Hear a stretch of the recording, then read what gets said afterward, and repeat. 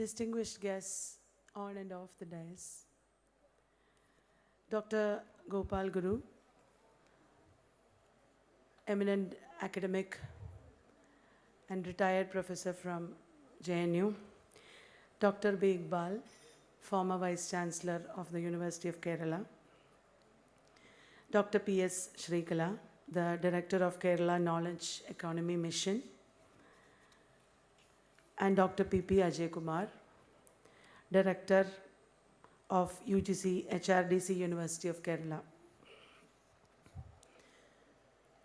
The National Education Policy 2020 has come after a long tenure of 30 years. The previous National Education Policy was in 1986, followed by two review committees headed by Dr. Acharya Ramamurthy and Dr. Janardhan Reddy. It is with a lot of hope that we look forward to the implementation of this NEP 2020 by the year 2040. It is an application and skill-based, futuristic approach that the government has towards education in this policy. But there are also serious changes that could be a challenge to implement, such as the 4-year degree program, the new extra exam structure,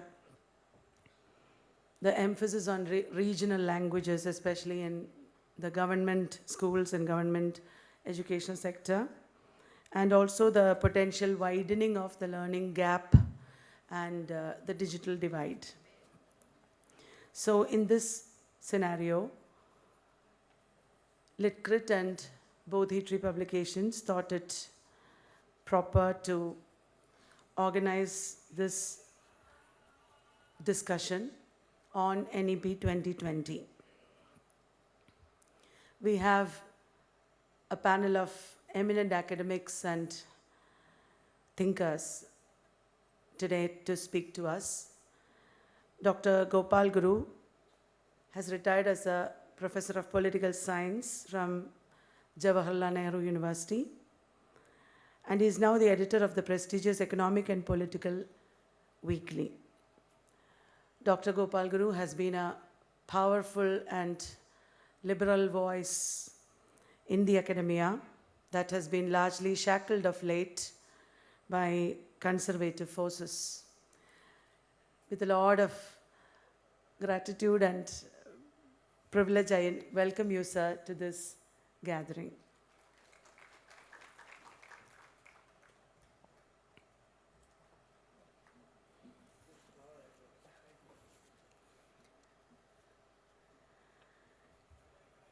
Dr. B. Iqbal is an eminent personality that we all are familiar with. He has been a vibrant presence in the intellectual and academic environment of Kerala. Having served a brilliant term as Vice Chancellor of University of Kerala from 2000 to 2004, he has remained as a formidable figure and a fearless crusader against injustice and ignorance of various kinds. He has contributed significantly to developing the academic and administrative realms in Kerala equally. With great pride and pleasure, I welcome you, sir, to this August Assembly.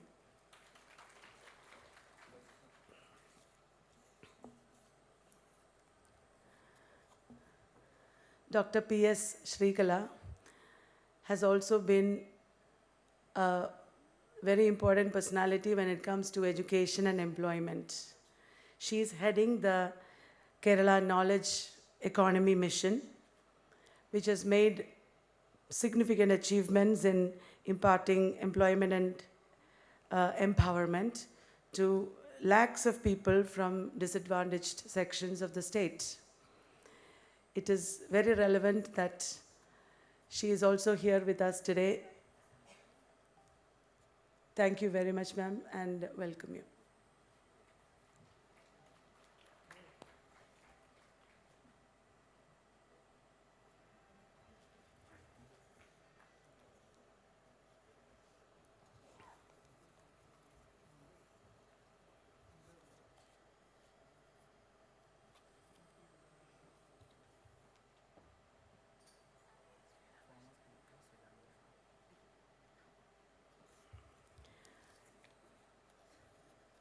We are happy to welcome Shri P. Sri Ramakrishnan, former Speaker of Kerala Legislative Assembly, who has just joined us in spite of a busy schedule. He has, as we all know, always stood for equality in education and employment. It is a great privilege for us to welcome you, sir, to this gathering.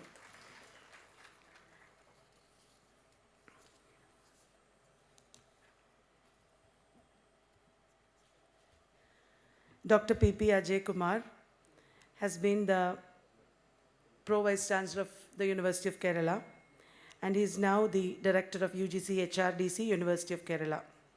He is also the Chief Editor of LitCrit, a well-known research journal, almost half a century old, and the special issue of LitCrit is being released today. I welcome you, sir, to this gathering. We have a lot of eminent personalities here with us off the stage also. I welcome each and every one of you. Thank you. We greatly look forward to your participation in the discussions. Thank you very much.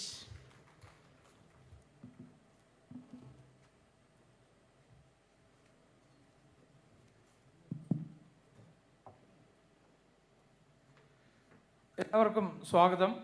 നമ്മുടെ discussion മലയാളത്തിലും ഇംഗ്ലീഷിലും 2 ഭാഷകളിലുമായിട്ടാണ് plan ചെയ്തിരിക്കുന്നത്. Professor Gopal ഗുരു ഇംഗ്ലീഷിൽ ആണ് സംസാരിക്കുക, മറ്റുള്ളവർ മിക്കവാറും മലയാളത്തിലായിരിക്കും. നമ്മുടെ ഈ ഡിസ്കഷനിൽ പങ്കെടുക്കുന്ന പാനലിസ്റ്റുകൾക്ക് പുറമെ ഓഡിയൻസിനും ചോദ്യങ്ങൾ ചോദിക്കാം. ആദ്യത്തെ ഒരു റൗണ്ട് ഡിസ്കഷന് ശേഷം അത്തരം ചോദ്യങ്ങൾക്ക് അവസരം ഉണ്ടായിരിക്കും. എല്ലാവർക്കും പാനലിസ്റ്റുകൾക്കെല്ലാം ഒന്നുകൂടെ സ്വാഗതം. നമുക്കറിയാം, നാഷണൽ എഡ്യൂക്കേഷൻ പോളിസി 2020 ചൂടേറിയ ചർച്ചകൾക്ക് വിധേയമായിട്ടുണ്ട്. ഇന്ത്യയുടെ വിവിധ ഭാഗങ്ങളിൽ അക്കാദമിക വിദഗ്ധർ പലതരത്തിലുള്ള അഭിപ്രായങ്ങൾ ഈ പോളിസിയെക്കുറിച്ച് ഇതിനോടകം തന്നെ രേഖപ്പെടുത്തിയിട്ടുണ്ട്. ഈ പോളിസിയുടെ ഏറ്റവും പ്രധാനപ്പെട്ട ചില റെക്കമെൻഡേഷൻസ് മാത്രം സൂചിപ്പിക്കാൻ ഞാൻ ഈ അവസരം ഉപയോഗിക്കുന്നു. അതിനുശേഷം നമ്മുടെ പാനലിസ്റ്റുകളുടെ അഭിപ്രായങ്ങൾ നമുക്ക് കേൾക്കാം. നമുക്കറിയാം, 2020 ഇറങ്ങിയ പോളിസി അതിൻ്റെ ഏറ്റവും സുപ്രധാനമായിട്ടുള്ള ലക്ഷ്യമായിട്ട് സൂചിപ്പിക്കുന്നത് ആക്സസ് ടു ക്വാളിറ്റി എഡ്യൂക്കേഷൻ എന്നുള്ളതാണ്. എന്നാൽ 1986 പ്രഖ്യാപിച്ച പോളിസി ഇതിൽ നിന്ന് നേരിയ വ്യത്യാസത്തോടു കൂടിയാണ് അന്ന് പ്രഖ്യാപിച്ചത് access and equity of education. Access and equity എന്നതിൽ നിന്നും ആക്സസ് ടു ക്വാളിറ്റി എഡ്യൂക്കേഷൻ എന്ന രീതിയിലേക്ക് അതിൻ്റെ ത്രസ്റ്റ് മാറിയിരിക്കുന്നു എന്നതാണ് ഒരു പ്രധാനപ്പെട്ട കാര്യം. അതുകൊണ്ട് തന്നെ ക്വാളിറ്റിയുള്ള ഗുണമേന്മയുള്ള സർവകലാശാലകളും ഗുണമേന്മയുള്ള കോളേജുകളും വളർത്തിക്കൊണ്ടുവരിക എന്നുള്ളതാണ് നാഷണൽ എഡ്യൂക്കേഷൻ പോളിസി ലക്ഷ്യമാക്കുന്നത്. ഇതിൻ്റെ ഭാഗമായി വലിയ ഏറ്റവും അതായത് ബൃഹത്തായ മൾട്ടി ഡിസിപ്ലിനറി യൂണിവേഴ്സിറ്റീസ് സ്ഥാപിക്കുക എന്നതൊരു സുപ്രധാന ലക്ഷ്യമായി കാണുന്നു. അതോടൊപ്പം തന്നെ കോളേജുകളുടെ കാര്യത്തിൽ പറയുകയാണെങ്കിൽ 3000-ഉം അതിന് മുകളിലും ഉള്ള വിദ്യാർത്ഥികളുള്ള ബൃഹത്തായ കോളേജുകൾ എന്നതാണ് ലക്ഷ്യമായിട്ട് പ്രഖ്യാപിക്കുന്നത്. അത് ഒരു ജില്ലയിൽ ഒരു കോളേജ് എങ്കിലും മിനിമം ഉണ്ടാകണം. 2040 ഇത് പ്രാബല്യത്തിൽ വരണം എന്നതാണ് ലക്ഷ്യമാക്കുന്നത്. So large multidisciplinary universities and colleges. And as far as this concept is concerned, we know that our universities are now at least some of the universities are specialized universities. That is, we have Law University, Fisheries University, Science and Technology University. So we have specialized universities. And what will happen to these specialized universities is certainly a question of concern. Now the NEP visualizes multidisciplinary universities, and I think the specialized universities may not have any space in future. മറ്റൊരു പ്രധാനപ്പെട്ട കാര്യം, എല്ലാ സ്ഥാപനങ്ങൾക്കും, അത് health medical കോളേജുകളോ technical, അതായത് engineering കോളേജുകളോ arts and science കോളേജുകളോ എന്ന് വ്യത്യാസമില്ലാതെ എല്ലാ കോളേജുകൾക്കും ഒരേ ഒരു റെഗുലേറ്ററി ബോഡി എന്നതാണ്. നിലവിൽ അത് പലതാണ്, അതിനെയെല്ലാം ഒരുമിച്ചാക്കുന്നു. അതോടൊപ്പം തന്നെ ഗ്രോസ് എൻറോൾമെൻറ്റ് റേഷ്യോ വർദ്ധിപ്പിക്കാനായി ഓൺലൈൻ എഡ്യൂക്കേഷനും ഡിസ്റ്റൻസ് എഡ്യൂക്കേഷനെയും കൂടുതൽ പ്രോത്സാഹനം നൽകുക എന്നത് മറ്റൊരു ലക്ഷ്യമാണ്.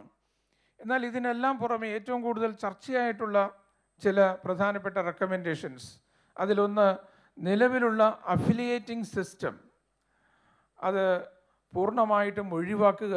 യൂണിവേഴ്സിറ്റികൾ കോളേജുകളെ അഫിലിയേറ്റ് ചെയ്യുന്ന സിസ്റ്റം പൂർണ്ണമായിട്ട് ഒഴിവാക്കുകയും കോളേജുകൾ ഓട്ടോണമസ് കോളേജുകളായി ഡിഗ്രി അവാർഡിംഗ് ഇൻസ്റ്റിറ്റ്യൂഷൻസ് ആയിട്ട് മാറുകയും ചെയ്യുക എന്നുള്ളതാണ്. എല്ലാ കോളേജുകളും ഓട്ടോണമസ് കോളേജുകൾ, അവർ തന്നെ ഡിഗ്രി അവാർഡ് ചെയ്യും, അവർ തന്നെ സിലബസ് രൂപവൽക്കരിക്കും. അത്തരത്തിലുള്ള ഒരു മാറ്റം അത് ഏറ്റവും പ്രധാനപ്പെട്ട, ഏറ്റവും കൂടുതൽ ചർച്ച ചെയ്യപ്പെട്ട ഒരു മാറ്റമാണ്. അത് 2035 പ്രാബല്യത്തിൽ കൊണ്ടുവരാനാണ് NEP ലക്ഷ്യമിടുന്നത്. അതുപോലെ തന്നെ മറ്റൊരു പ്രധാനപ്പെട്ട കാര്യം, ഗ്രോസ് എൻറോൾമെൻറ്റ് റേഷ്യോ നിലവിലുള്ള 26.3 നിന്നും 50% വർദ്ധിപ്പിക്കുക.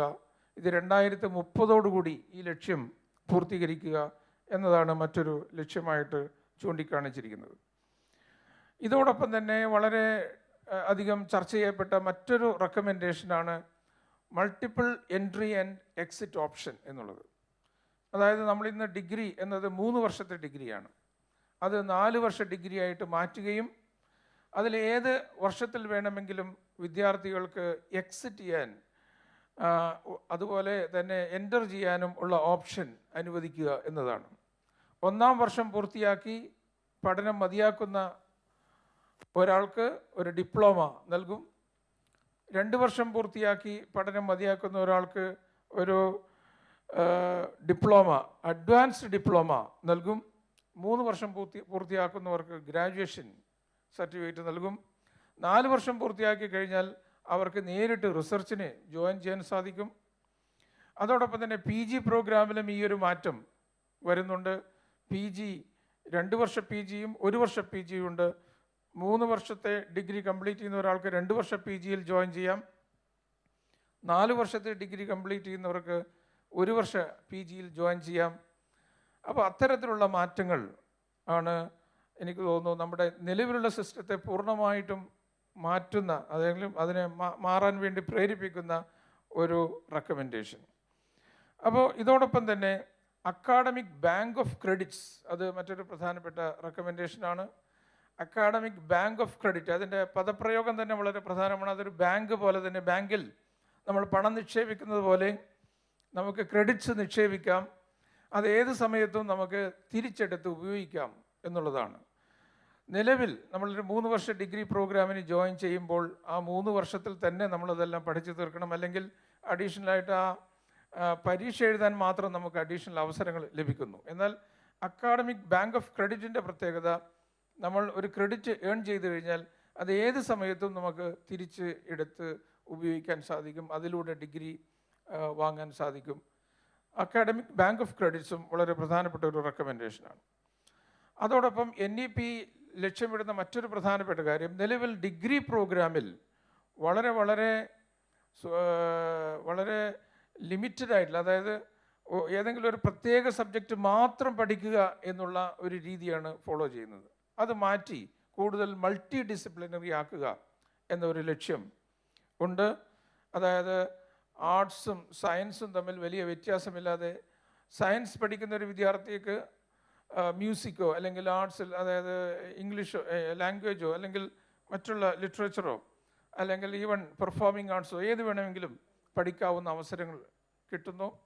അതുപോലെ ആർട്സ് വിഷയമെടുത്ത ഒരു വിദ്യാർത്ഥിക്ക് സയൻസിലുള്ള ഏതെങ്കിലും കോഴ്സ് ചെയ്യണമെങ്കിൽ അത് ചെയ്യാനുള്ള അവസരം കിട്ടുന്നു. അത് അത്തരത്തിൽ വളരെ സ്ട്രിക്റ്റായിട്ട് നമ്മൾ വിഭജിച്ചിരിക്കുന്ന ഈ വിഭാഗങ്ങളെ എല്ലാം കൂട്ടിയോജിപ്പിക്കുന്ന, അതിനെയെല്ലാം ഒരുമിപ്പിക്കുന്ന ഇൻ്റർ ഡിസിപ്ലിനറി ആയിട്ടുള്ള ഒരു സിസ്റ്റം ആണ് വിഷ്വലൈസ് ചെയ്യുന്നത്. ഇത്തരത്തിൽ I think NEP is visualizing a totally different system of education in which students will get lot of variety of choices, variety of that means credits from different disciplines, and they can go for any kind of subject, even though their basic discipline is arts or science, etc.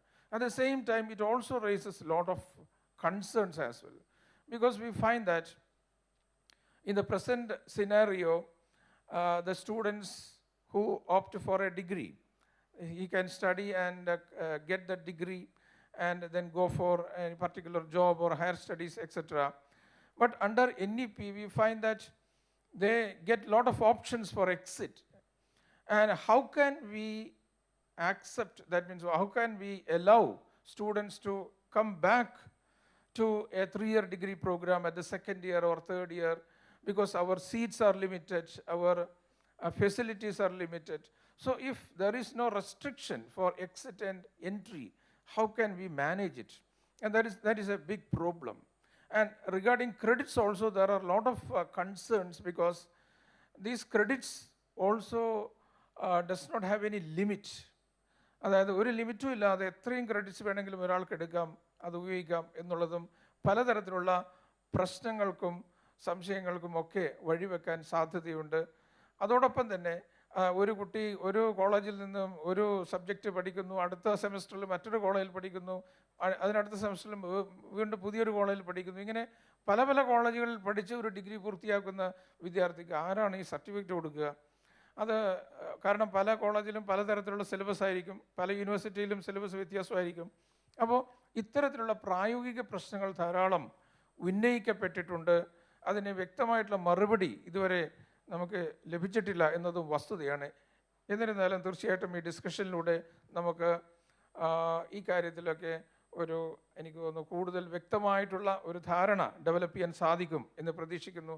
First of all, I would like to request Professor Gopal Guru to present his comments on the national education policy and how it is going to affect our higher education system in India. Over to Professor Gopal Guru.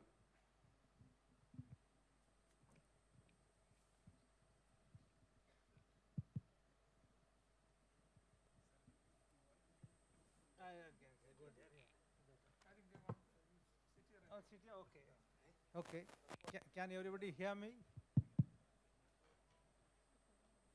Okay. Let me thank the organizer for inviting me to speak to you this morning on the subject which is so important. What implication does the new economic policy, new education policy has for? Yeah. Good, thank you. So the discussion that we are holding on a very important subject called New Education Policy of 2020 and its implication for the higher education in Kerala. Dr. Ajay Kumar has already spoken about the problems of the NEP, New Education Policy.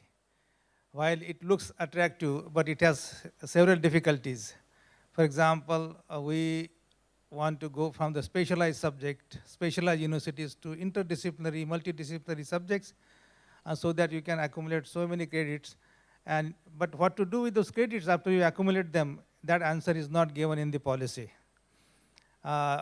Should we sit on the credit for a very long time? How do you encash those credits is the question that the policy doesn't answer in clear terms. So I would go with this in multidisciplinary policy, but I would also expect the new education policy framers that if you are talking about quality of education, you have to take one more step further and say quality of education has to be linked to quality of life.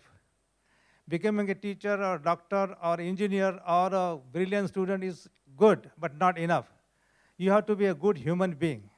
How do you be with your classmate, your teacher, your neighbor, your parents, your colleagues and others? Only means that you are actually living a very full quality life, not life which is actually individualized.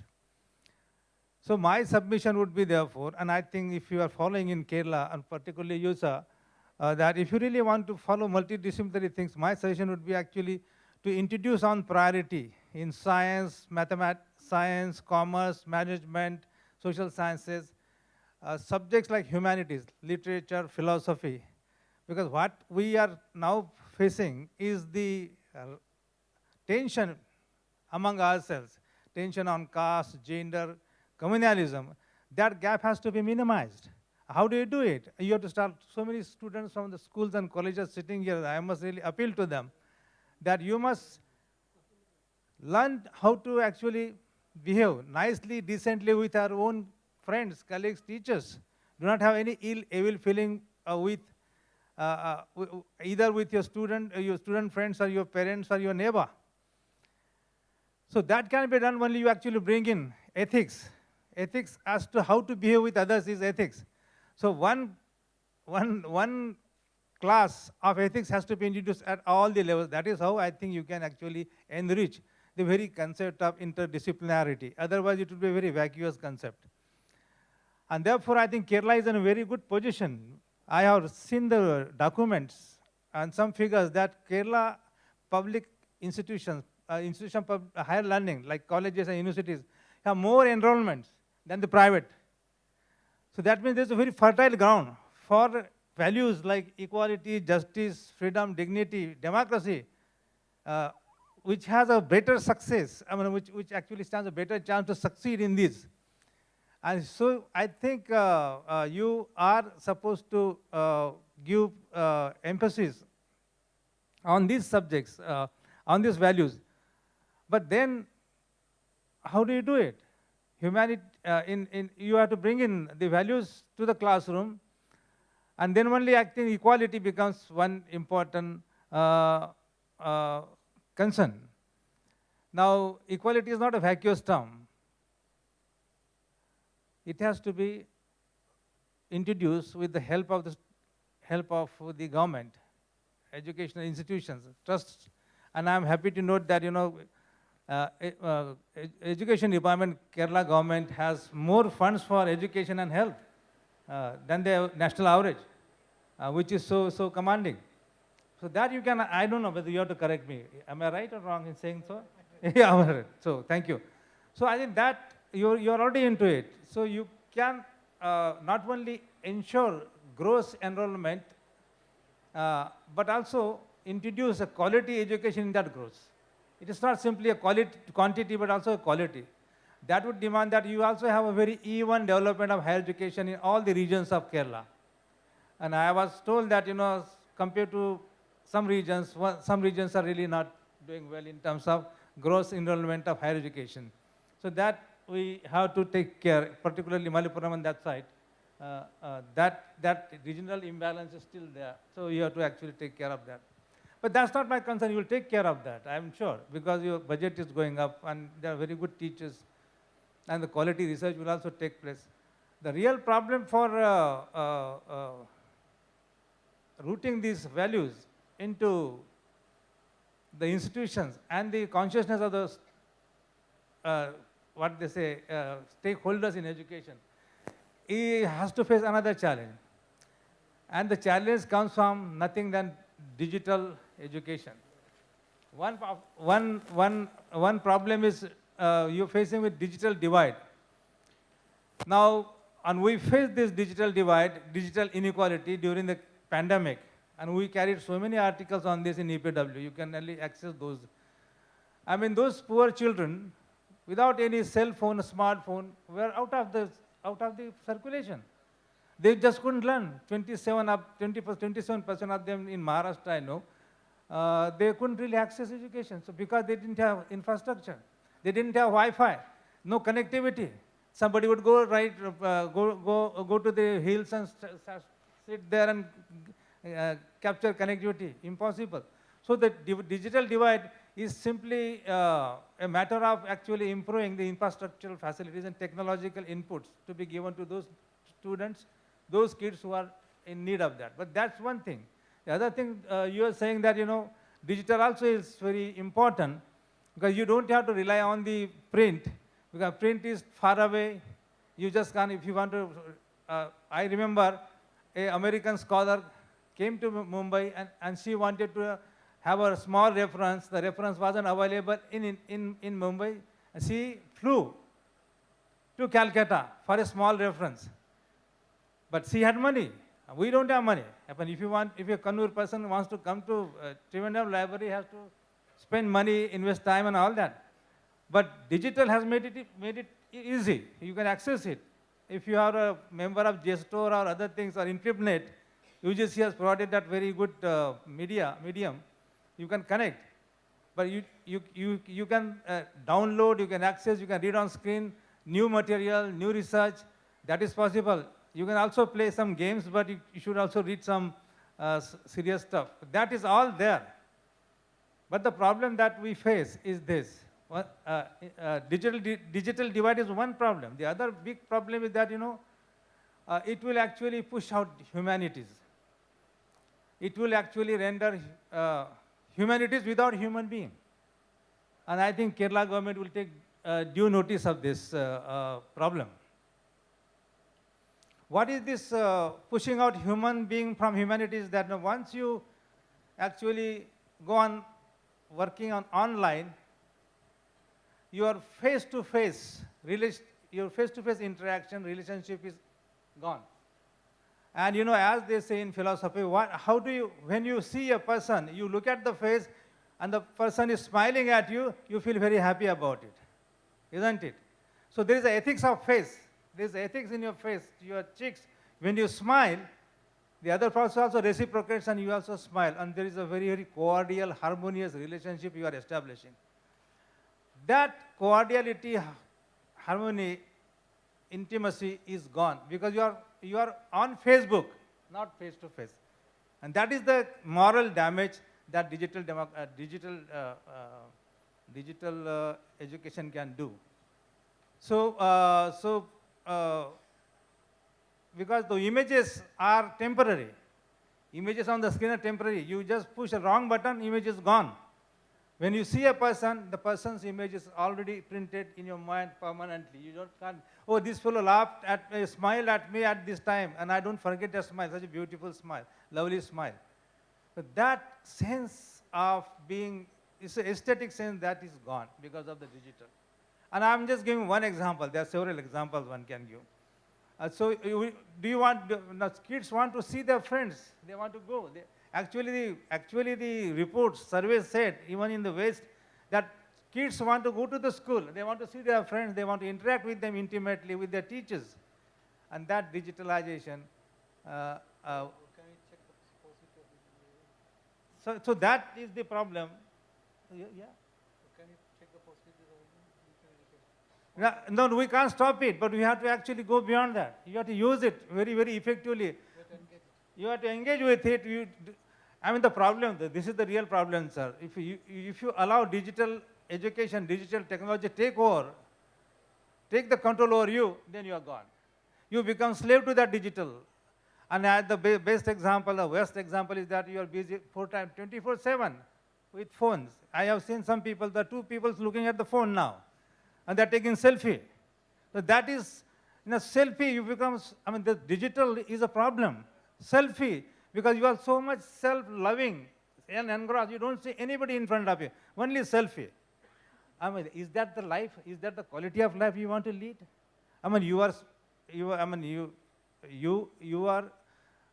You are born to establish good relationship with another human being. That's the beauty of life, isn't it? So, but you know, you just can't avoid it. For practical reasons, you can't avoid digital. You have to bring in digital, but you don't allow digital to take over you, and it shouldn't really completely exhaust you in terms of your thinking. You can be a skilled person, as the NEP says. You can get a lot of skill, but are you a thinking being? You can actually produce, you can say you have now achieved this knowledge economy through digital. But is your society knowledge society? Knowledge about human being? Knowledge about his or her pains and sufferings and tormentation? All that questions have to be answered outside digital. Digital will unless lead you to that. Know more, read more, what is happening elsewhere in the country. Actually, it is now the Google God that will help you to get access to, I'm just taking a last moment. So, I mean, through Google, you can access literature anywhere. You have to pay some fee through JSTOR and ImpleNet, and that I think government will pay, I guess. They are paying, I think. I mean, government colleges and universities are actually members of that. So you can freely access, but you have to invest more time, quality time, in doing research, understanding other societies, understanding other human beings. And that's why I think my critique of digital is very, very major. It's not completely dismissive. Thank you. നമ്മുടെ ഗുണമേന്മയുള്ള വിദ്യാഭ്യാസം എന്നത് ഗുണമേന്മയുള്ള വ്യക്തികളെ വാർത്തെടുക്കുക എന്നത് കൂടിയാണ്. നമ്മുടെ സമൂഹത്തിലെ ഉച്ചനീചത്വങ്ങളെ ഒക്കെ മനസ്സിലാക്കാനും അതിന് അതീതമായി പെരുമാറാനും സാധിക്കുന്ന ഉന്നത മൂല്യങ്ങളുള്ള വ്യക്തികളെ വാർത്തെടുക്കാൻ ഗുണമേന്മയുള്ള വിദ്യാഭ്യാസത്തിന് സാധിക്കണം. അത് യഥാർത്ഥത്തിൽ അതാണ് ലക്ഷ്യമാക്കേണ്ടത്. അതുപോലെ ഡിജിറ്റൽ ഡിവൈഡ്, അത് നമ്മുടെ നിലവിലുള്ള ഒരു വലിയ പ്രശ്നമാണ്. ആ ഒരു പ്രശ്നത്തെയും അഡ്രസ്സ് ചെയ്തുകൊണ്ടാണ് പ്രൊഫസർ ഗോപാൽ ഗുരു സംസാരിച്ചത്. അടുത്തതായി ഈ വിഷയത്തിൽ സംസാരിക്കാനായി ഡോക്ടർ ഇക്ബാലിനെ ക്ഷണിക്കുന്നു.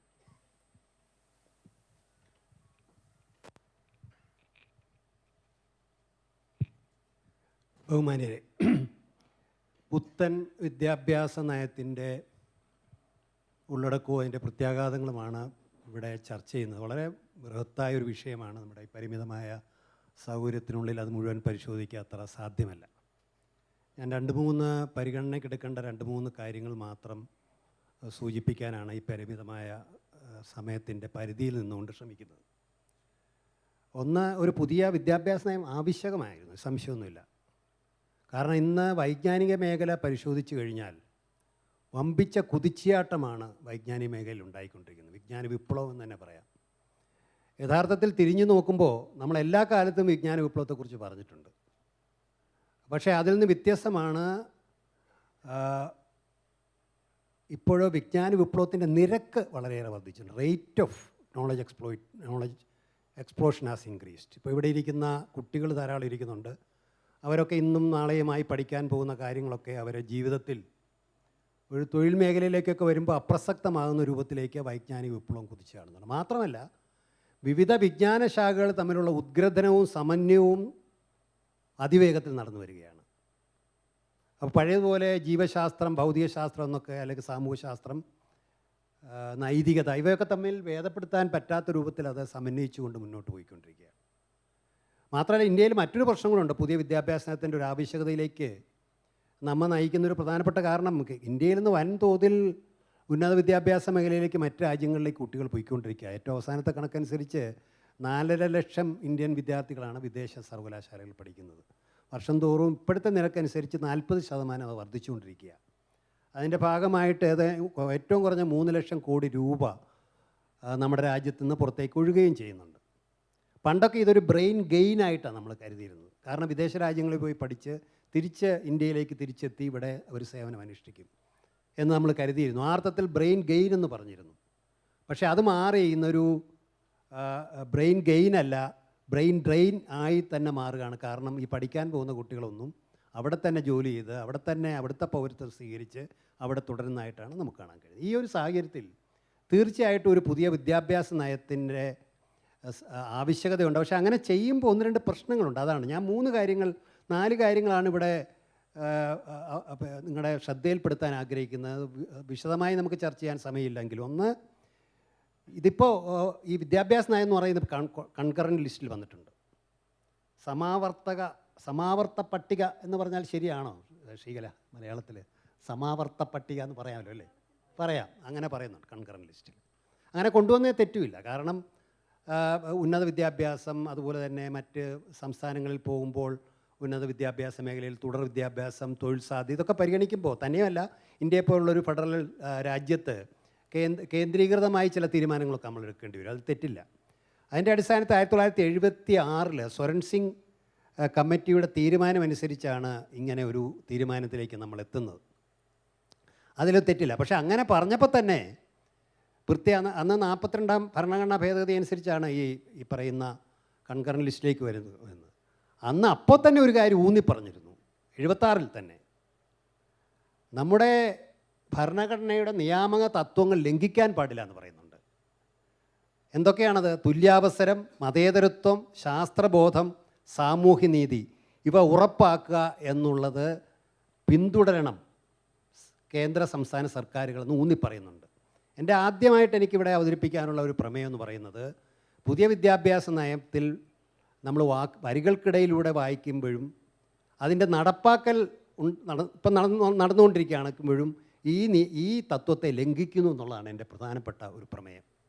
അപ്പോൾ നിങ്ങൾ മനസ്സിലാക്കേണ്ട ഒരു കാര്യം, അസംബ്ലികളിൽ ചർച്ച ചെയ്തിട്ടില്ല, സംസ്ഥാന അസംബ്ലികളിൽ ചർച്ച ചെയ്യണമായിരുന്നു. കേന്ദ്ര പാർലമെൻറ്റിൽ അവതരിപ്പിച്ച് ഒരു അഭിപ്രായ സമന്വയത്തോടു കൂടി നടപ്പിലാക്കേണ്ട ഒരു പദ്ധതി ഇപ്പോൾ എന്താ സംഭവിക്കുന്നതെന്ന് പോലും നമുക്കറിയാം. There is a total confusion sir, this total anarchic situation.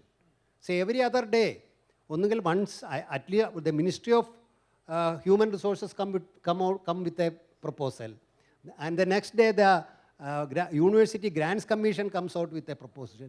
Okay, so we do not know what really is happening. I have read in yesterday's paper that the UGC is suggesting that we can have a student can attend 2 concurrent courses at the same time. ഒരേ course 2 കോഴ്സുകൾ ഒരേ സമയത്ത് attend ചെയ്യാൻ UGC ഉടൻ തന്നെ നടപ്പിലാക്കണമെന്ന് വേണ്ട നിർദ്ദേശം മുന്നോട്ട് വെക്കുന്നു. അതേപോലെ മിനിസ്ട്രി ഓഫ് ഹ്യൂമൻ റിസോഴ്സസ് പറയുന്നു വിദേശ സർവകലാശാലകൾക്ക് ഇന്ത്യയിൽ പ്രവർത്തിക്കാൻ അനുവദിക്കുമെന്ന്.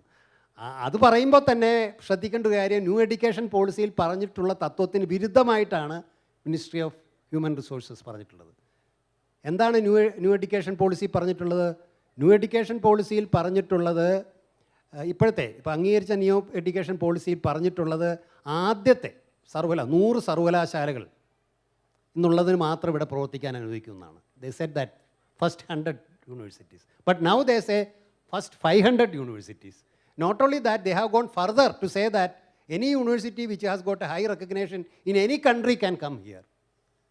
പ്രിയമുള്ളവരെ, ഞാൻ ഒരിക്കൽ ഓസ്ട്രേലിയയിൽ പോയി തിരിച്ചു വരുന്ന വഴി മലേഷ്യയിലും സിംഗപ്പൂരിലും ഇറങ്ങി. ഇവിടുത്തെ അന്ന് കേരള സർവകലാശാലയിൽ പ്രവർത്തിക്കുന്ന 2 പ്രൊഫസർമാർ അവിടെ വിദേശ സർവകലാശാലയിൽ പ്രവർത്തിക്കുന്നുണ്ടായിരുന്നു. അപ്പോൾ ഈ വിദേശ സർവകലാശാലയിൽ വികസ്വര രാജ്യങ്ങൾ എങ്ങനെയാണ് പ്രവർത്തിക്കുന്നതെന്ന് ഞാൻ മനസ്സിലാക്കിയത് അപ്പോഴാണ്. നിങ്ങൾ മനസ്സിലാക്കണം, ലോകത്തിലെ വിശുദ്ധ സർവകലാശാല ഒന്നും തന്നെയും, Oxford university, MIT, Stanford university, none of them will start their so-called branches in any developing countries. They want people to go there and learn. ഇവരെന്താ ചെയ്യുന്നത് പറഞ്ഞാൽ ഒരു കെട്ടിടത്തിനകത്ത് ഒരു മുറിക്കകത്താണ് നടത്തുന്നത്. There is no campus. There is no faculty. Most of them are online education. അങ്ങനെയാണ് നടക്കുന്നത്. അതാണ് ഇന്ത്യയിൽ വരാൻ പോകുന്നത്. മാത്രമല്ല വൻകിട ഫീസും ആയിരിക്കും. അവിടെ പഠിക്കുന്നവരുടെ ഭാവി എന്താണെന്ന് നമുക്ക് ഉറപ്പാക്കാൻ കഴിയില്ല. ആ രീതിയിലാണ് നടക്കുന്നത്. അതുപോലെ ഈ പൊതു നന്മയെക്കുറിച്ചും കൂടി ഒരു തെറ്റിദ്ധാരണ ഈ ചർച്ചയിൽ പരക്കുന്നുണ്ട്. അതൊന്ന് മാറ്റാൻ വേണ്ടി ഞാൻ ആഗ്രഹിക്കുക. പൊതുവേ ഒരു തെറ്റിദ്ധാരണ ഉണ്ടായിട്ടുള്ളത്, സാർവദേശീയ രംഗത്ത് ഈ സാമൂഹ്യ നീതിയിൽ നിന്ന് നമ്മൾ സാധാരണ പറയാറുള്ള മുതലാളിത്ത രാജ്യങ്ങളും സാമ്രാജ്യത്വ രാജ്യങ്ങളൊക്കെ നീങ്ങിക്കൊണ്ടിരിക്കുന്നു. അത് അനുകരിക്കാനാണ് ഇന്ത്യ ഗവൺമെൻറ് ശ്രമിക്കുന്നത്. അങ്ങനെയല്ല യഥാർത്ഥം സംഭവിച്ചത്. ഞാൻ സർവകലാശാല വൈസ് ചാൻസലർ ആകുന്നതിന് തൊട്ട് മുമ്പ്, ഞാൻ 2000 മെയ്യിലാണ് സർവകലാശാല വൈസ് ചാൻസലർ ആകുന്നത്. Just before I was the vice chancellor, I was in UK in a university discussing about local self-government. So I visited the Oxford University. അപ്പോൾ അവിടെ നടന്നൊരു ഞാനൊരു കോൺഫറൻസ് യാദൃച്ഛമായിട്ട് ഇതുപോലെ മുറി ചെന്നപ്പോൾ the discussion that was going on was, why is that students who are studying at the school level in the public schools, അവിടുത്തെ public school എന്ന് പറഞ്ഞാൽ ഗവൺമെൻറ് സ്കൂളുകളാകട്ടെ, in India public school is a private school, why are they not getting admission in the Oxford University? That was a discussion that I was going. So the current discussion at the global level as far as equity issues concerned is that we have to move from elitism to egalitarianism.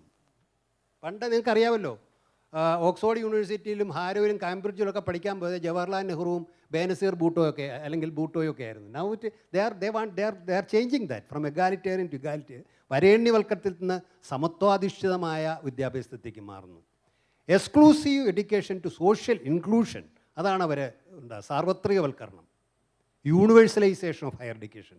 ഇതാണ് ഇന്ന് സാർവദേശീയമായി നടന്നിരിക്കുന്നത്. മാത്രമല്ല, India സർക്കാരിൻ്റെ ഒരു സാർവദേശീയ ഉത്തരവാദിത്തത്തിൽ നിന്നും കൂടി അവരെ പിന്നോട്ട് പോകുന്നുണ്ട്. എന്താണത്? സസ്റ്റൈനബിൾ ഡെവലപ്മെൻറ്റ് ഗോളിൽ നമ്മളും പങ്കാളികളാണ്. നമുക്ക് SDG 2015 വന്നു, 2030 പൂർത്തിയാക്കേണ്ടത്. അതിൽ SDG 4 അനുസരിച്ച് ഈ ഇൻക്ലൂസീവ് ഇക്വിറ്റി എഡ്യൂക്കേഷനെ കുറിച്ചാണ് പറയുന്നത്. ഗുണമേന്മയുള്ള വിദ്യാഭ്യാസം എല്ലാവർക്കും എത്തിച്ചു കൊടുക്കുക എന്നുള്ളതാണ് യഥാർത്ഥത്തിൽ നമുക്ക് സാർവദേശീയമായി നമ്മളൊരു പ്രഖ്യാപിച്ചിട്ടുള്ളത്. ഞാൻ അവസാനമായിട്ട് ഒരു കാര്യം കൂടെ പറഞ്ഞിട്ട് അവസാനിപ്പിക്കുക. അത് ബഹുമാനപ്പെട്ട ഗുരു അത് ഇവിടെ പറഞ്ഞു about this digital debate. This is A very very serious issue. നമ്മൾ മനസ്സിലാക്കേണ്ട ഒരു കാര്യം, അതിൻ്റെ സാധ്യതകൾ വളരെയേറെയാണ്, ഒരു സംശയമില്ല. ഉദാഹരണത്തിന്, there are new concepts emerging in education like life long learning.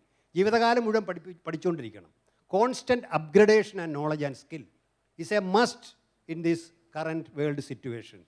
But perpetual learning, need-based, self-directed, lifelong employability, limited education to expanded education, borderless education, anytime, anywhere education. ഇതുപോലുള്ള കൺസെപ്റ്റുകൾ എമർജ് ചെയ്യുക. ഇതൊക്കെ സാധ്യമാക്കുന്ന ഡിജിറ്റൽ സാങ്കേതികവിദ്യ. പക്ഷേ ഡിജിറ്റൽ സാങ്കേതികവിദ്യ സാധ്യമാക്കണമെങ്കിൽ 4 ഘടകങ്ങളുണ്ട്. ഒന്ന്, അതിനുള്ള ഒരു ഉപകരണം വേണം. First of all you should have A smart phone with you. ഇപ്പോൾ 5G വന്നില്ലേ, അപ്പോൾ എല്ലാവരും ഫോൺ മാറ്റണം, പഴയ ഫോൺ പറ്റില്ല. 2, കണക്ടിവിറ്റിയാണ്. പണ്ട് കണക്ടിവിറ്റിക്ക് BSNL ഒരു കുത്തകയുണ്ടായിരുന്നു, അത് പോയി. കാരണം നമ്മുടെ സമുദ്രാന്തര കേബിളുകളൊക്കെ BSNLൻ്റെ കയ്യിലായിരുന്നു, പൊതുമേഖലയിലായിരുന്നു.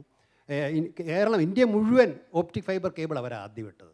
പക്ഷേ ഇപ്പോൾ എന്താണ്, 5G വന്നപ്പോൾ ആരാ അതിൻ്റെ ഉത്തരവാദിത്വം? എയർടെല്ലും അല്ലേ, എയർടെലിൻ്റെയും റിലയൻസിൻ്റെയും കയ്യിലേക്ക് അത് മാറിക്കഴിഞ്ഞു. പിന്നെ ഡേറ്റ ചാർജ്, അതും കൂടെ പറയണം. ഇത് കണക്ടിവിറ്റി കിട്ടിയാൽ പോരാ, ഡേറ്റ ചാർജ് കൊടുക്കും. ഇത് ഉപയോഗിക്കാൻ പറ്റിയ ഒരു അന്തരീക്ഷം നമുക്കിന്ന് ലഭ്യമാണോ?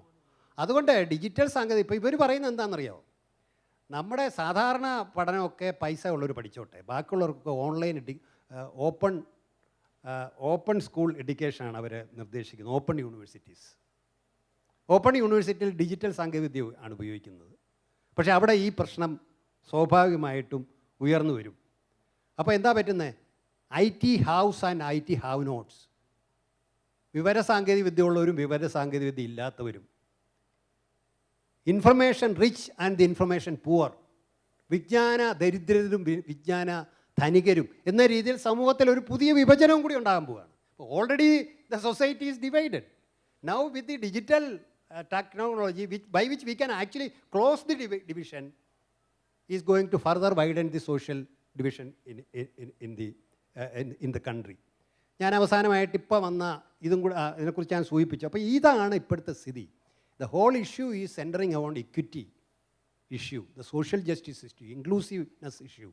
അത് if you read, ഇപ്പോൾ ഓരോ ദിവസവും വന്നുകൊണ്ടിരിക്കുന്ന തീരുമാനങ്ങൾ വായിച്ചു കഴിഞ്ഞാൽ അതിനെയെല്ലാം നമ്മുടെ ഡയറക്റ്റീവ് പ്രിൻസിപ്പിൾസിനെയും 86 ഇപ്പോൾ നേരത്തെ ഡോക്ടർ അജയകുമാർ സൂചിപ്പിച്ചു, അതിൽ കൃത്യമായിട്ട് പറയുന്നുണ്ട്, special emphasis on the removal of disparities and equalise educational opportunity എന്ന് എടുത്തു പറയുന്നുണ്ട്, especially to Indian women, scheduled caste and scheduled tribe. എന്നിട്ട് അതിൽ പറയുന്നുണ്ട്, സത്യത്തിൽ 86 വിദ്യാഭ്യാസം വളരെ മികച്ചതായിരുന്നു അല്ലേ sir? This was one of the best. അവരതിനകത്ത് പറഞ്ഞത് education should be a process of empowerment, education for development, education for social change. ഇതൊരു ആശയങ്ങളാണ് അത് മുന്നോട്ട് വെക്കുന്നത്. അതിനെല്ലാം തള്ളിക്കളഞ്ഞുകൊണ്ട് സ്വകാര്യവൽക്കരണത്തെയും വാണിജ്യവൽക്കരണത്തെയും പ്രോത്സാഹിപ്പിക്കുന്ന തരത്തിലുള്ള ഒരു നയമാണ് യഥാർത്ഥത്തിൽ ഇപ്പോൾ ഇന്ത്യയിൽ അനാവരണം ചെയ്തുകൊണ്ടിരിക്കുന്നത്. ആ സാഹചര്യത്തിൽ in the contest of Kerala എന്നും കൂടി ഈ സെമിനാറിനൊരു ഉപശീർഷകമുണ്ട് അല്ലേ അജയകുമാർ? നമ്മളെ 3 കമ്മീഷനെ നിയോഗിച്ചിട്ടുണ്ട് കേരള സർക്കാർ. ഇന്ത്യക്ക് അടിസ്ഥാനത്തിൽ കേരളം വ്യത്യസ്തമായ ഒരു മാതൃക കാണിക്കും എന്ന് നമുക്ക് പ്രതീക്ഷിക്കാം. വൈജ്ഞാനിക വിപ്ലവത്തിൻ്റെ സാഹചര്യത്തിൽ പുതിയ നയം ഉയർത്തുന്ന വെല്ലുവിളികളാണ് ഡോക്ടർ ഇക്ബാൽ സൂചിപ്പിച്ചത്. കേരളത്തിൻ്റെ സാഹചര്യത്തിൽ ഈ നയങ്ങൾ ഏത് രീതിയിൽ നമുക്ക് സമീപിക്കാം, ഈ നയങ്ങളെ സമീപിക്കാം എന്നത് കേരള നിയമസഭയുടെ മുൻ സ്പീക്കർ കൂടിയായിട്ടുള്ള ശ്രീരാമകൃഷ്ണൻ അവതരിപ്പിക്കും. പ്രിയമുള്ള സഹോദരി സഹോദരന്മാരെ, എനിക്ക് തോന്നുന്നത് നമ്മൾ ഈ ചർച്ച ആരംഭിക്കേണ്ടത്, അല്ലെങ്കിൽ ആരംഭിക്കാൻ ഞാൻ ഉദ്ദേശിക്കുന്നത് ഡോക്ടർ ഇക്ബാലിൻ്റെ 2 കമൻറ്റുകളിൽ നിന്നാണ്. He was asking who is the authority or person to answer our doubts or questions in a clear tongue. ആരുമില്ല എന്നുള്ളതാണ്. ഇങ്ങനെയൊരു പോളിസിയെ സംബന്ധിച്ച് ആവശ്യമായ ചർച്ചകൾ എവിടെയും നടന്നിട്ടില്ല. അസംബ്ലികളിൽ മാത്രമല്ല, വേറെ എവിടെയും ഉണ്ടായിട്ടില്ല. 2020 കോവിഡിൻ്റെ പശ്ചാത്തലത്തിൽ, ബഹളത്തിൽ, അതിനിടയിൽ ഈ നാഷണൽ എഡ്യൂക്കേഷൻ പോളിസി പ്രഖ്യാപിക്കാനുണ്ടായത്. അത് ഇന്ത്യയിലാകെ ചർച്ച ചെയ്യുമെന്നും എല്ലാവരുടെയും അഭിപ്രായങ്ങൾ പരിഗണിക്കുമെന്നും എല്ലാം പറഞ്ഞിരുന്നെങ്കിലും ഒന്നും ഉണ്ടായില്ല. ഇതിൻ്റെ പ്രശ്നം എന്ന് പറയുന്നത് സാംസ്കാരികവും രാഷ്ട്രീയവുമായ പ്രത്യാഘാതങ്ങളെക്കുറിച്ച് പറയാനാണ് ഞാൻ ഉദ്ദേശിക്കുന്നത്. യഥാർത്ഥത്തിൽ കൺകറൻറ്റ് ലിസ്റ്റിലാക്കാൻ തീരുമാനമെടുത്തുകൊണ്ട് ശരിയാണെങ്കിലും കൺകറൻറ്റ് ലിസ്റ്റിൽ നിന്ന് സെൻട്രൽ ലിസ്റ്റിലേക്ക് ഇത് മാറി എന്നുള്ളതാണ്. ഏതാണ്ട് പൂർണ്ണമായിട്ടും കേന്ദ്രീകരിക്കപ്പെട്ട ഒരു രീതിയിലേക്ക് ഇന്ത്യയിലെ വിദ്യാഭ്യാസ നയം മാറുന്നു എന്നത് ചെറിയ പ്രശ്നമല്ല. ഭാഷയിലും സംസ്കാരത്തിനുമുള്ള അതിനിവേശമാണ് ഒരു സമൂഹത്തെ കീഴ്പ്പെടുത്താനുള്ള ഏറ്റവും വലിയ എളുപ്പമാർഗം എന്ന് മെക്കാളെ 1835 മിനിറ്റ്സിലൂടെ പ്രസ്താവിച്ചിട്ടുണ്ട്. വ്യാസനും വിഘ്നേശ്വരനും എന്നുണ്ട് ആനന്ദിൻ്റെ ഒരു നോവലുണ്ട്. ആ നോവലിൽ ഇങ്ങനെ അധികാരവും കലയും ഭാഷയും സംസ്കാരവും എല്ലാം ബന്ധപ്പെട്ടിരിക്കുന്നത് വ്യക്തമാക്കുന്ന ഒരു നോവലാണത്. എന്നാൽ അതിൽ പറയുന്നത് പോലെ സാംസ്കാരികമായ അധിനിവേശത്തിലൂടെ ഇന്ത്യ ഏകീകരിക്കാനുള്ള ഒരൊറ്റ ലക്ഷ്യത്തിലേക്കുള്ള ഒരു മാർഗമായിട്ട് സ്വീകരിക്കുന്നു എന്നുള്ളതാണ് വസ്തുത.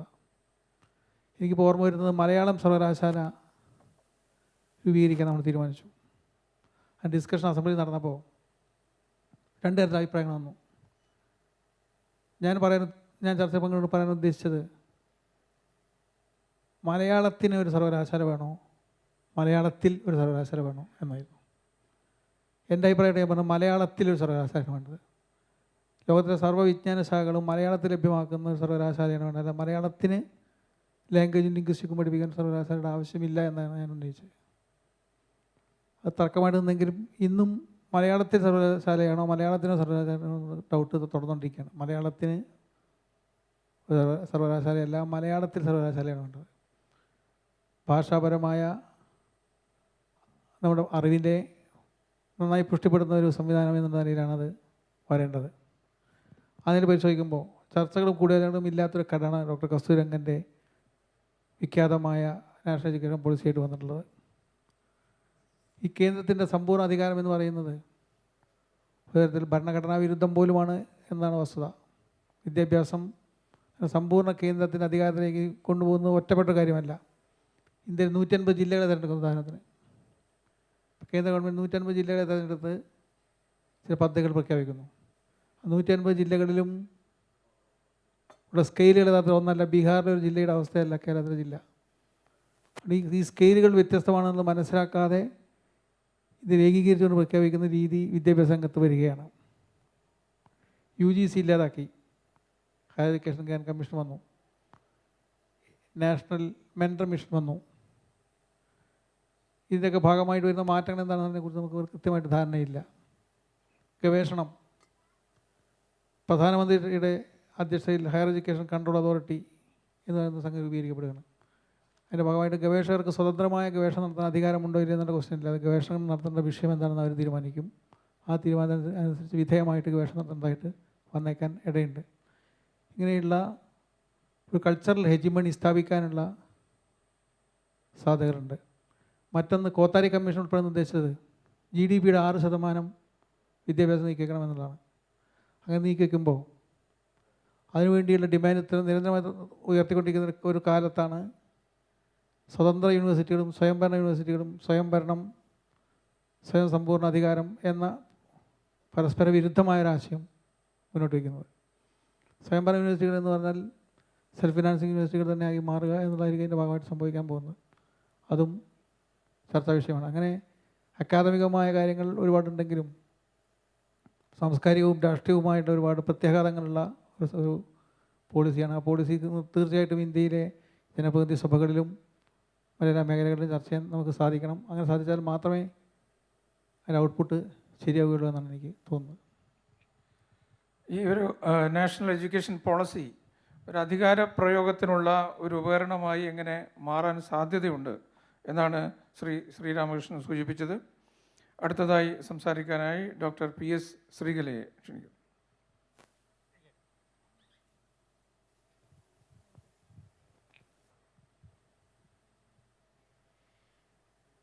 ഇവിടെ 2020 നാഷണൽ എഡ്യൂക്കേഷൻ പോളിസി ഇൻട്രൊഡ്യൂസ് ചെയ്തതെന്ന് നമുക്കറിയാം. അത് ഏതൊരു സാഹചര്യമാണെന്ന് ലോകത്താകമാനം തന്നെ അതുപോലെ ഇന്ത്യയിലും നിലവിലുണ്ടായിരുന്നത് എന്ന് ബഹുമാനപ്പെട്ട മുൻ നിയമസഭാ സ്പീക്കർ ശ്രീരാമകൃഷ്ണൻ സൂചിപ്പിക്കുകയുണ്ടായി. പാൻഡമിക്കിൻ്റെ അതിതീവ്രമായിട്ടുള്ള ഒരു സാഹചര്യം, അതിനിടയിൽ വളരെ തിടുക്കപ്പെട്ട് രാജ്യത്ത് ഈ ദേശീയ വിദ്യാഭ്യാസ നയം അവതരിപ്പിക്കുകയായിരുന്നു. ആവശ്യമായിട്ടുള്ള എന്നുവെച്ചാൽ അനിവാര്യമായ ചർച്ചകൾക്ക് പോലും ഇടം കിട്ടാത്ത വിധത്തിൽ അതുപോലും അനുവദിക്കാതെ ദേശീയ വിദ്യാഭ്യാസ നയം പിന്നീട് നടപ്പിലാവുകയാണ് ഉണ്ടായത് എന്ന് നമുക്കറിയാം. അപ്പോൾ ഇത് ആകെ കേരളവും തമിഴ്നാടും മാത്രമാണ് ഈ ദേശീയ വിദ്യാഭ്യാസ നയം അവരവരുടെ സംസ്ഥാനത്ത് നടപ്പിലാക്കുന്നതിനെ സംബന്ധിച്ചുള്ള അഭിപ്രായം പറഞ്ഞത്. തമിഴ്നാട് നടപ്പാക്കില്ല എന്ന് തന്നെയാണ് പറഞ്ഞിരിക്കുന്നത്. കേരളമാകട്ടെ കേരളത്തിന് യോജിക്കുന്ന, കേരളത്തിന് സ്വീകാര്യമായിട്ടുള്ള കാര്യങ്ങൾ മാത്രം ഉൾക്കൊണ്ടുകൊണ്ട് നടപ്പിലാക്കും എന്നൊരു അഭിപ്രായമാണ് കേരളം മുന്നോട്ട് വച്ചിട്ടുള്ളത്.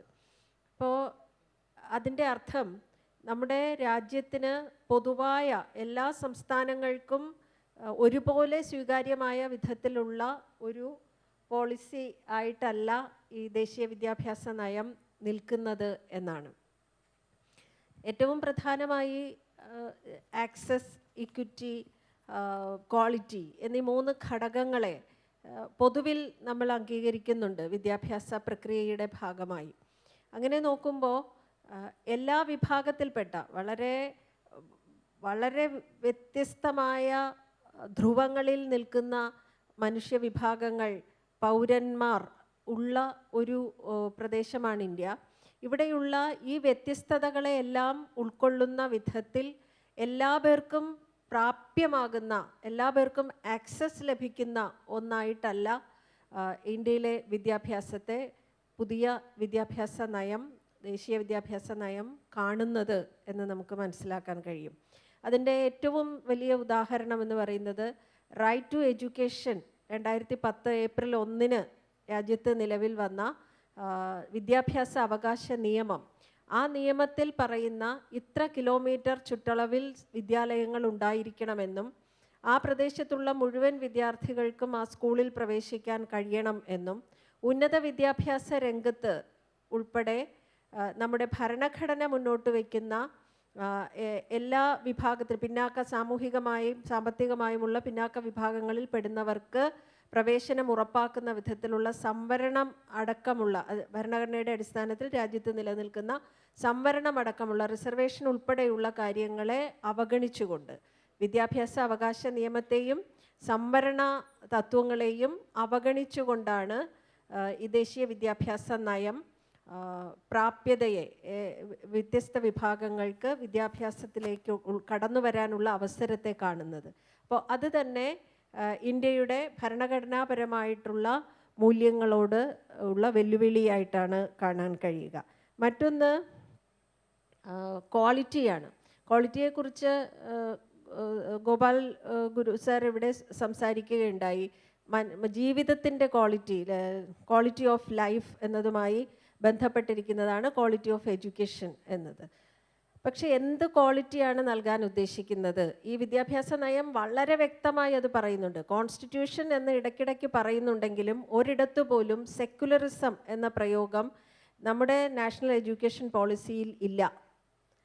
മതനിരപേക്ഷത എന്നുള്ളതിനെക്കുറിച്ച് പറയുന്നതേ ഇല്ല. വളരെ ബോധപൂർവമാണെന്ന് തന്നെ കരുതണം. അതേസമയം കോൺസ്റ്റിറ്റ്യൂഷണൽ വാല്യൂസ് എന്ന് റിപ്പീറ്റ് ചെയ്യുന്നുണ്ട് താനും. മറിച്ച് സെക്കുലറിസം എന്നുള്ളതിന് പകരം പറയുന്ന മറ്റൊരു കാര്യം ട്രഡീഷണൽ എഥോസ്, അത് പാലിക്കപ്പെടണം, സംരക്ഷിക്കപ്പെടും എന്നുള്ളതാണ്. അങ്ങനെ ട്രഡീഷണൽ എഥോസ് വെച്ചിട്ട് പരമ്പരാഗത മൂല്യങ്ങൾ, പാരമ്പര്യമായി പിന്തുടർന്നു വരുന്ന മൂല്യങ്ങൾ വിദ്യാഭ്യാസത്തിലൂടെ സമൂഹത്തിൽ യാഥാർത്ഥ്യമാക്കാൻ ശ്രമിക്കുമ്പോൾ സംഭവിക്കുക ഭരണഘടനാ മൂല്യങ്ങൾ മാറ്റി പ്രതിഷ്ഠിക്കപ്പെടുകയാണ്. ഭരണഘടനാ മൂല്യങ്ങൾ ഇല്ലാതാവുകയാണ്. അതായത് എല്ലാ പൗരർക്കും, സ്ത്രീകളും പുരുഷന്മാരും ട്രാൻസ് വ്യക്തിത്വങ്ങളും അടക്കമുള്ള ദളിതരും മത ന്യൂനപക്ഷങ്ങളും അടക്കമുള്ള എല്ലാ വിഭാഗങ്ങൾക്കും ഒരേ നിലവാരത്തിലുള്ള വിദ്യാഭ്യാസവും ജീവിത ഗുണനിലവാരവും ഉണ്ടാവേണ്ടതിൻ്റെ സ്ഥാനത്ത് പെൺകുട്ടികൾ നല്ല അമ്മമാരായും നല്ല ഭാര്യമാരായും നല്ല സഹോദരിമാരായും ജീവിക്കണം എന്ന സന്ദേശം നൽകുന്ന ഒന്നാണ് ഇന്ത്യയിൽ ഇന്ന് നമ്മൾ പറയുന്ന പരമ്പരാഗത മൂല്യം എന്ന് പറയുന്നത്. ആ പാരമ്പര്യത്തിൽ പെടുന്ന കുറച്ച് പെൺകുട്ടികളെ, സ്ത്രീകളെ സൃഷ്ടിക്കാനായിരിക്കും ഗുണനിലവാരത്തിൻ്റെ കാര്യത്തിൽ ഈ ദേശീയ വിദ്യാഭ്യാസ നയം വിദ്യാഭ്യാസ പ്രക്രിയയിൽ ശ്രമിക്കുക എന്നുള്ളതാണ് കാണേണ്ടുന്ന ഒരു കാര്യം. മറ്റൊന്ന് ഡിജിറ്റൽ വിദ്യാഭ്യാസത്തെക്കുറിച്ച് പറഞ്ഞതാണ്. അത് സൃഷ്ടിക്കുന്ന വിടവ്, ആ കാര്യത്തിൽ എല്ലാവരും ഒരേ അഭിപ്രായത്തോടെയാണ് സംസാരിച്ചത്. അതിനോട് ഞാനും പൂർണ്ണമായി യോജിക്കുന്നു. ഈ പാൻഡമിക്കിൻ്റെ കാലത്താണ്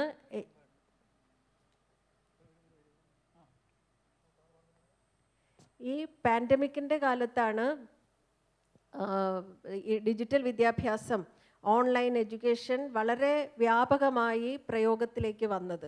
പക്ഷെ ആ സമയത്ത് 3 വയസ്സിനും 35 വയസ്സിനും ഇടയിൽ പ്രായമുള്ള ആളുകൾ, വിദ്യാർത്ഥികളായിട്ടുള്ളവർ, പഠിച്ചുകൊണ്ടിരിക്കുന്നവർ, 3 വയസ്സിനും 35 വയസ്സിനും ഇടയിൽ പ്രായമുള്ള പഠിച്ചുകൊണ്ടിരിക്കുന്ന വ്യക്തികളിൽ 3.5 കോടി പെൺകുട്ടികൾ ഈ ഓൺലൈൻ പ്ലാറ്റ്ഫോം ഉപയോഗിച്ചിട്ടേയില്ല. അതാണ് യാഥാർത്ഥ്യം. അപ്പോൾ അതുപോലെ തന്നെ ഗ്രാമീണ മേഖലയിൽ 1/5 ആളുകൾ മാത്രമാണ് ഓൺലൈൻ വിദ്യാഭ്യാസത്തെ പ്രയോജനപ്പെടുത്തിയത്.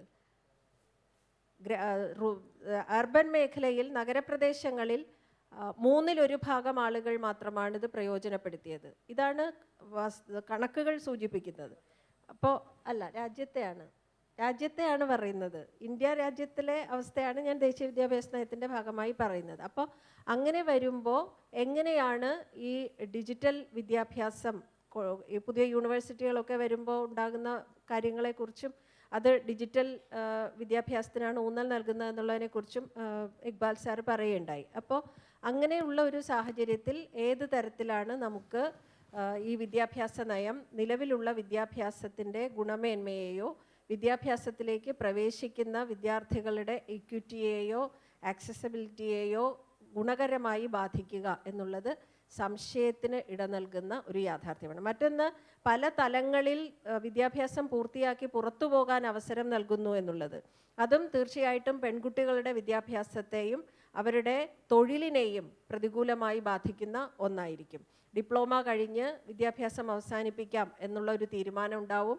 മറ്റേത് ഒരു UG കോഴ്സ് പൂർത്തിയാക്കി വിദ്യാഭ്യാസം പൂർത്തിയാക്കുക എന്നുള്ളതിന് പകരമായി ഒരു ഡിപ്ലോമയിൽ അവസാനിപ്പിക്കാം, അഡ്വാൻസ് ഡിപ്ലോമയിൽ അവസാനിപ്പിക്കാം എന്നതൊക്കെ തന്നെയും വളരെ മെച്ചപ്പെട്ട ഒരു തൊഴിലിലേക്ക് എത്തുന്നതിനും ഗുണമേന്മയുള്ള ഉയർന്ന വിദ്യാഭ്യാസം നേടുന്നതിനും സാമൂഹികമായി പിന്നാക്കം നിൽക്കുന്നവർക്കും സ്ത്രീകൾക്കും വളരെ പ്രതികൂലമായി അവരെ ബാധിക്കാവുന്ന ഒരു യാഥാർത്ഥ്യമാണ്. ഞാൻ ഈ പറഞ്ഞതെല്ലാം തന്നെ ഇന്ത്യയുടെ സാഹചര്യത്തിൽ നിന്നുകൊണ്ടാണ് സംസാരിച്ചത്.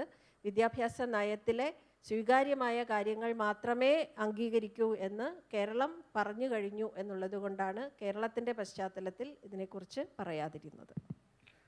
ഞാനിവിടെ ഡിജിറ്റൽ ഡിവൈഡിനെ കുറിച്ചുള്ള കൺസേൺ എല്ലാവരും ഉന്നയിച്ചുകൊണ്ട് പറയുകയാണ്. We cannot stay away from the digital reality, we have to engage it. അങ്ങനെ വരുമ്പോൾ കേരളത്തിൽ സംഭവിച്ചെന്താ? ഡിജിറ്റൽ ഡിവൈഡിനെ ഇല്ലാതാക്കാൻ വേണ്ടി, അതിനെ ടാക്കിൾ ചെയ്യാൻ വേണ്ടി ഒരു പക്ഷേ ലോകത്ത് ഒരു സൊസൈറ്റി ശ്രമിച്ചിട്ടുണ്ടെങ്കിൽ കേരളമായിരിക്കും. K ഫോൺ ഉൾപ്പെടെയുള്ള പുതിയ സംവിധാനങ്ങളിലൂടെ കേരളത്തിലെ എല്ലാ ഗ്രാമങ്ങളിലും സാധാരണക്കാരായ ആളുകൾക്കും കർഷകർക്കും കർഷകർക്കും എല്ലാം ലഭ്യമാകുന്ന വിധത്തിൽ ഡിജിറ്റൽ സൗകര്യങ്ങൾ എത്തിക്കാൻ കഴിയുന്ന ഒരു സംസ്ഥാനമായിട്ട് കേരളം മാറുകയാണ്. ഡിജിറ്റൽ ഡിവൈഡിങ് ഒഴിവാക്കി ഡിജിറ്റൽ ഡെമോക്രസിക്ക് യാഥാർത്ഥ്യം കാണിക്കാൻ കഴിയുന്ന സ്ഥലമായിട്ട് കേരളം മാറുന്നു. അത് യാഥാർത്ഥ്യമാകുമെന്നുള്ള തന്നെ പ്രതീക്ഷ. We are the only state or only society those are trying to tackle this issue. അത് കൂടി കണ്ടിട്ട് വേണം പറയാൻ. ഓക്കെ, നമ്മുടെ ചർച്ചയിൽ പ്രധാനമായിട്ടും ഉന്നയിച്ചിരിക്കുന്നത് വിദ്യാഭ്യാസ രംഗത്ത് മാറ്റങ്ങൾ അനിവാര്യമാണ് എന്ന കാര്യത്തിൽ എല്ലാവരും യോജിക്കുന്നു. അതേസമയം ഇന്ത്യയുടെ അടിസ്ഥാന തത്വങ്ങളായിട്ടുള്ള തുല്യത, മതേതരത്വം, സാമൂഹിക നീതി എന്നിവയിൽ അടിസ്ഥാനമാക്കി വേണം ഈ ഒരു മാറ്റം കൊണ്ടുവരേണ്ടത്. അതോടൊപ്പം തന്നെ സ്വകാര്യവൽക്കരണത്തിനും അതുപോലെ കച്ചവടവൽക്കരണത്തിനും ചിലപ്പോൾ സാധ്യത ഉണ്ടാവുന്ന തരത്തിലുള്ള പല നയങ്ങളും ഈ ഒരു പോളിസിയുടെ ഭാഗമായിട്ട് വന്നിട്ടുണ്ട്. അതിൽ ആശങ്ക രേഖപ്പെടുത്തുന്നു. അപ്പോൾ ഈ ചർച്ചയിൽ പ്രധാനമായിട്ടും വന്നിരിക്കുന്നത് ഇത്തരം വീക്ഷണങ്ങളാണ്. അതോടൊപ്പം ഡിജിറ്റൽ ഡിവൈഡ് ഏത് തരത്തിൽ നമ്മുടെ വിദ്യാഭ്യാസത്തെ ഭാവിയിൽ ബാധിക്കും എന്ന കാര്യത്തിലും ആശങ്ക രേഖപ്പെടുത്തുകയുണ്ടായി. തീർച്ചയായിട്ടും നമ്മുടെ സമയം അവസാനിക്കുകയാണ്. വളരെ വേഗത്തിൽ ആർക്കെങ്കിലും ഒന്നോ രണ്ടോ ക്വസ്റ്റ്യൻ, മാക്സിമം 2 ചോദ്യങ്ങൾ ആർക്കെങ്കിലും ചോദിക്കാനുണ്ടെങ്കിൽ വളരെ വേഗം ചോദിക്കുക. Okay. Hello, sir. Sir, we are actually talking extensively about the education, the changes in education and everything. There is certain pressure that is being put on the teachers who are expected to deliver this change. See, when the COVID situation hit, the teachers, they were actually existing in the system. They took a certain time to adapt to the changes. So by the time most of the teachers were adapted to the changes, the situations actually changed practically. So it took over 2 years to even technically adjust to the technological changes that the situation put forward. So when we are actually talking about huge changes in the system that we are expecting to brought about by the year 2040. But also we are also talking about the ethical values and the digital divide and everything. Don't you think that if we are expecting to put forward these by 2040, we should at least start our preparations on the teaching area by now? Because I am actually a B.Ed student. We are from Trivandrum BNV College, and we are already the systems changed like 2019, and the education systems already changed. The new NEP was introduced in 2020. So we are learning something new. Then we are being told that, okay, whatever you are learning right now may not come into existence. The system will change promptly. So isn't there something that needs to be addressed there also?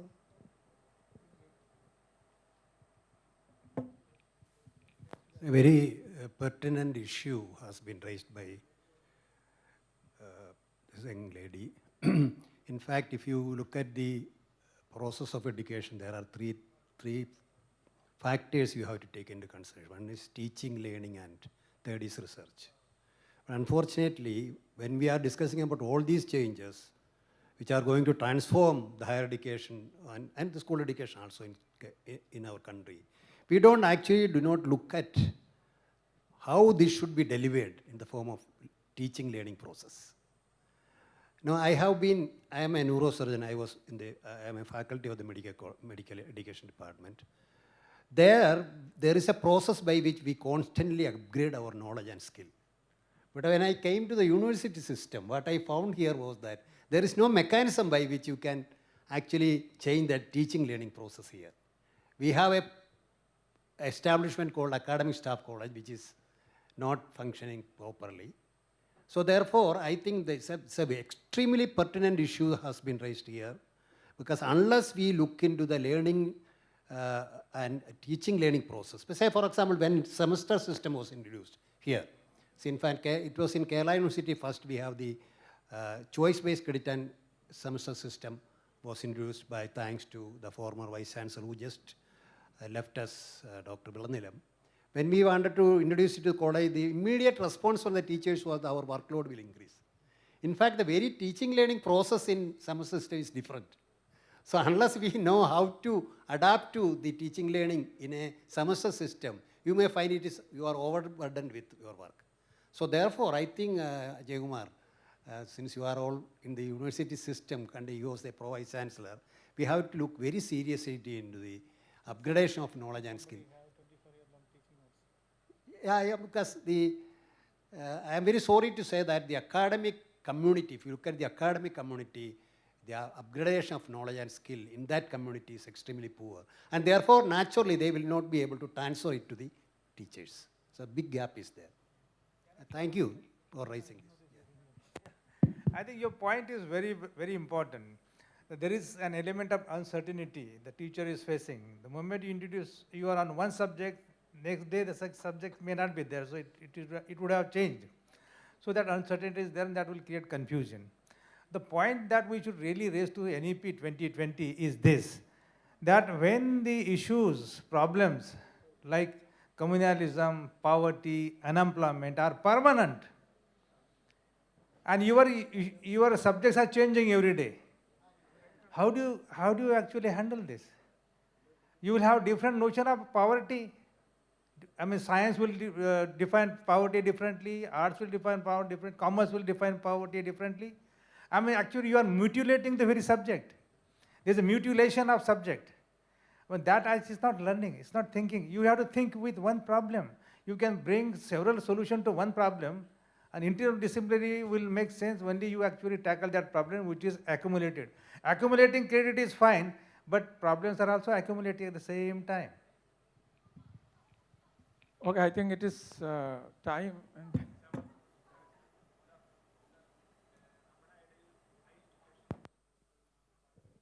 I think you use the mic. Hello.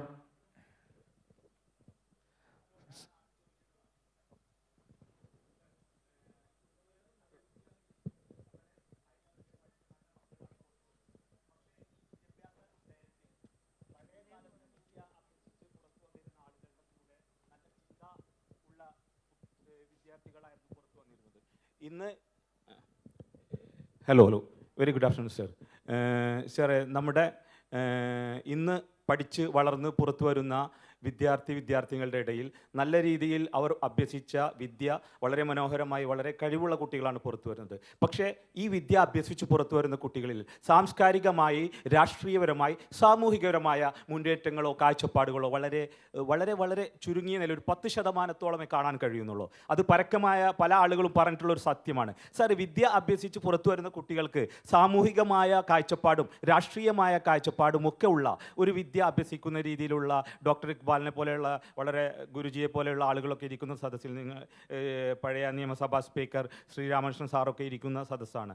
അപ്പോൾ അത്തരം ഒരു വിദ്യാഭ്യാസ നയത്തിലേക്ക് കൂട്ടിക്കൊണ്ടുപോകാൻ ഈ ഒരു തരം അനാവശ്യമായ കാഴ്ചപ്പാടുകളുടെ കുത്തി തിരികേറ്റിലുള്ള വിദ്യാഭ്യാസ നയത്തിനോട് ചോദ്യം ചെയ്തുകൊണ്ട് മാറ്റങ്ങൾ ഉണ്ടാക്കുവാൻ നിങ്ങൾക്ക് ശ്രമിക്കാൻ കഴിയില്ലേ സാർ? ഇതുപോലെ ഒരു ചോദ്യം കൂടി ഉണ്ട് സാർ. ഇൻ്റർനാഷണലായിട്ട് യാത്രയൊക്കെ ചെയ്തിട്ടുള്ള ഒരാളാണ്. അവിടെയൊക്കെ പോയി കഴിഞ്ഞാൽ രാജ്യം ഭരിക്കുന്ന കുട്ടികളോട്, പഠിച്ച കുട്ടികളോട് ചോദിച്ചു കഴിഞ്ഞാൽ അവിടുത്തെ ഭരണാധികാരികളുടെ പേരും വിവരവും ഒക്കെ അറിയും. നമ്മുടെ ഈ കൊച്ചു കേരളത്തിൽ പോലും മന്ത്രിമാരുടെ പേരോ അല്ലെങ്കിൽ MLA-മാരുടെ പേരോ ചോദിച്ചു കഴിഞ്ഞാൽ വളരെ ഹൈ എഡ്യൂക്കേഷനിൽ പുറത്തു വന്നുള്ള ആളുകൾക്ക് പോലും പറയാൻ കഴിയില്ല. അപ്പോൾ ഇവിടുത്തെ വിദ്യ അഭ്യസിക്കുമ്പോൾ പഴയ ചരിത്രങ്ങളിൽ ഭരിച്ചു വന്ന ആളുകളെ പോലെ ഇന്നുള്ള രാഷ്ട്രീയ പാർട്ടികളുടെ പേരും വിവരവും ഒക്കെ പഠിപ്പിക്കുന്ന ഒരു സമ്പ്രദായം കൊണ്ടുവന്നുകൂടെ? നല്ലതല്ലേ? അത് വേണ്ടതല്ലേ സാർ? Thank you. എനിക്ക് തോന്നുന്നു ഈ പറഞ്ഞതിൽ പൂർണ്ണമായിട്ട് ശരിയല്ല എന്ന് എനിക്ക് തോന്നുന്നു. കാരണം മറ്റ് പല രാജ്യങ്ങളിലെ അപേക്ഷിച്ച് കേരളത്തിൽ പഠിക്കുന്ന വിദ്യാർത്ഥികൾക്കാണ് ലോക വിവരം വളരെ കൂടുതലുള്ളത് എന്നാണ് എല്ലാവരും പറയുന്നത്. പൊതുവേ അതാണ്.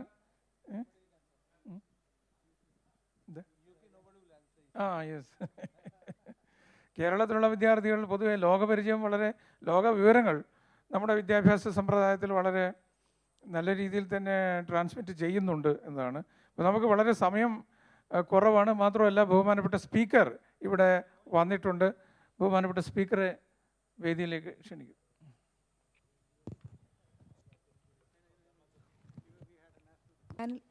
പാനൽ ചർച്ചയിൽ പങ്കെടുത്ത വിശിഷ്ടാതിഥികൾക്ക് നിയമസഭയുടെ സ്നേഹോപഹാരം നൽകുന്നതിനായി ബഹുമാനപ്പെട്ട സ്പീക്കർ ശ്രീ AN ഷംസീർ സാറിനെ ക്ഷണിക്കുന്നു.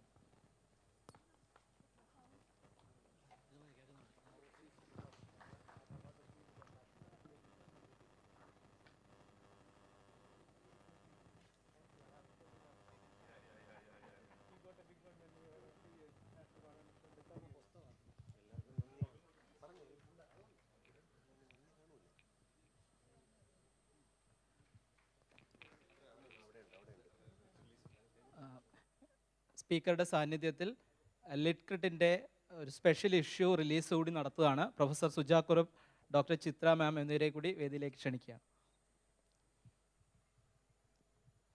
Suja ma'am please.